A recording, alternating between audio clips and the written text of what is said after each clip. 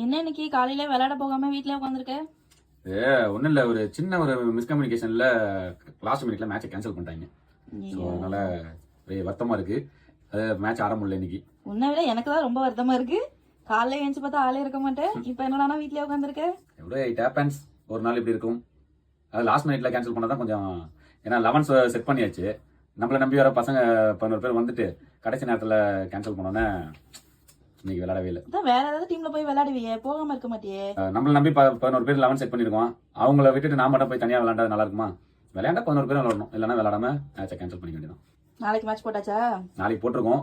நாளைக்கு என்ன கதைன்றது திடீர்னு என்னமோ அந்த கேப்டன் பதவியில் இருக்கும் போது நெருப்பு மேல நிக்கிற மாதிரியே எப்படா அந்த மேட்ச் நடக்கிற இடத்துக்கு போய் மேட்ச் ஆடுவோன்ற அளவுக்கு இருக்கு. அதுக்குள்ள என்ன நாள் நடக்கலாம். இப்ப நேற்று கேன்சல் ஆச்சு. ஸோ அதனால தெரியல. நாளைக்கு மேட்ச் இருக்கு, பார்ப்போம். நாளைக்கு பார்ப்போம். Okay, bye bye bye. நாளைக்கு மேட்ச் முடிச்சுட்டு பார்க்கலாம். பை.